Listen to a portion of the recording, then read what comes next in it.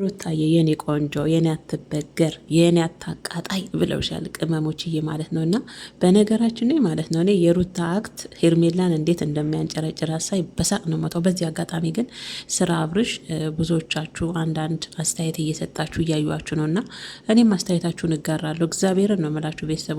ምክንያቱም አብርሽ ምንድን ነው ሄርሜላን ሳይ እንዲሚቅለሰለሰው እንደዚህ የሚሆነው በህይወቱ ላይ መወሰን የከበደው አይነት ሰው ሆኖ ትናንትና ራሱ እንዲህ አንገቱን ደፋ እኮ አቀረቀረ እኮ።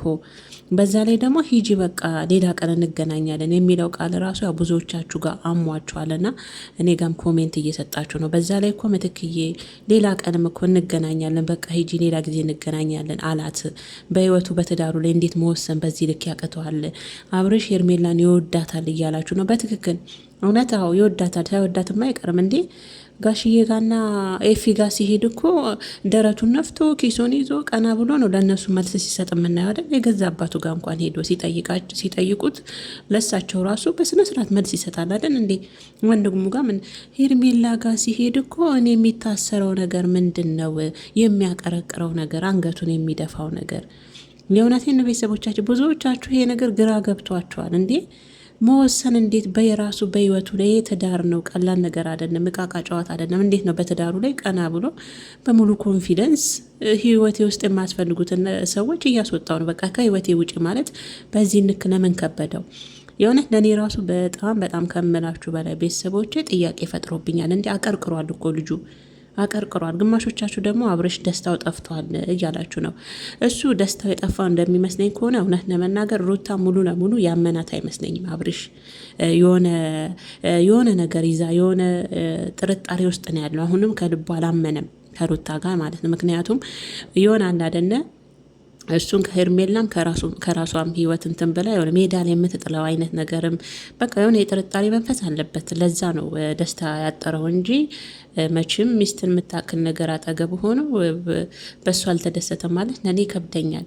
ግን አብርሽ ልቡ አላመነም በደንብ ይመስለኛል ከሩታ ጋር ደስታውን እንደምታዩት ፊቱ ላይ እንደ በፊትም ብዙ እንትን አይልም ምናምን።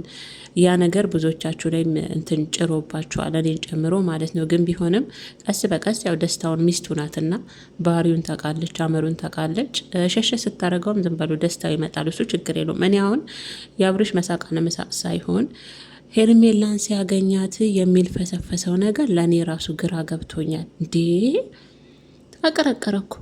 ፊቱን ብታዩት አስተያየቱን ብታዩት አይታችሁታል። ሄርሜላን ሲያት አስተያየቱ ብታዩት ያሳዛኝ። በቃ የሆነ ቅልስልስ ያለ ያዘነ ፊት ምናምን ነገር። እንዴ አብርሽ ይሄ እኮ ህይወት ነው፣ በቃ ጨዋታ አይደለም። ምን ሆኖ ነው እንዴ? ለአባትክ ለወንድምክ እንኳን እኮ መተው የሆነ ጥያቄ ሲጠይቁ በህይወት ላይ ትክክለኛውን ህይወት እኮ ትናገራለህ አይደል እንዴ? ዛሬ ምን ሆነ ነው ለሄርሜላ ሲሆን አንገቱን ደፍቶ አቀርቅሮ። ብዙዎቻችሁ በዚህ ነገር ላይ ተከፍታችኋል። እኔ ራሱ እውነት አዝኛለሁ። በነገራችን ላይ ሩታዬ ድሮም እጅ የምትሰጥ ልጅ አይደለችም። ከድሮም ነብር ናት። መመለስ ባለባት ነገር ላይ ትመልሳለች። መጋፈጥ ባለባት ነገር ላይ ፊት ለፊት ትጋፈጣለች። አላስፈላጊ ነገር ከሆነ ደግሞ ከህይወቷ ማስወጣት ያለባትንም ነገር ግልጽ ሆና እንደ ሴት ልጅ የእውነቴን ነው። ሩታ በጣም ቆፍጣና ልጅ ናት። ሆናም ከህይወቷ አላስፈላጊ የሆነውን ነገር ታስወጣለች። እኔ የአብርሽ መልፈስፈስ እኔ ወንድ ልጅ ሲልፈሰፈስ አልወድም። ይቅርታ አድርጉልኝና እግዚአብሔርን ቤተሰቦች ወንድ ልጅ አይደለም ለውጪ ለሚስቱ እንኳን መልፈስፈስ የለበትም። እንኳን ለሄርሜላ ትናንትና ለመጣች ሴት ቀርቶ ለሚስቱ ለወለደችለት ሚስቱ ያክብራት እንጂ ይውደዳት፣ ያክብራት፣ ፍቅር ይስጣት፣ ይከባበሩ። ግን በዚህ ልክ መልፈስፈስ አልወድም እኔ። ወንድ ልጅ ቆፍጠን ሲል በውሳኔውም የውሳኔ ሰው ሲሆን መወሰን ሲችል በራሱ አይደል በህይወቱ ላይ ማን እንኳን ሄርሜላ ቤተሰቦቹ ለምን አይሆንም? በቃ መወሰን ባለበት ላይ መናገር ባለበት ላይ መናገር ሲችል ነው ወንድ ልጅ ደስ የሚለው። በራሱ ኮንፊደንስ ኖሮት ሲመልስ ነው። አብርሽ እኮ ለሄርሜላ እሷ ጋር ያስቀመጠው እቃ ያለ ይመስል አንገቱን ደፍቶ ተቅለስልሶ ፊቱ ለሄርሜላ ሳዛኝ መስሎ የሆነ የፍራቻ የእውነት በጣም የሆነ ሩታ ገፋፍታ በል ያለችው እስከሚመስል ድረስ አንገቱን አቀርቅሮ እኔ ራሱ እውነት ለመናገር ተናድጄ ነበር። እግዚአብሔርን ነው የምላችሁ። ግን ደግሞ በጊዜው ደስታቸውን ማስቀደም አለብን።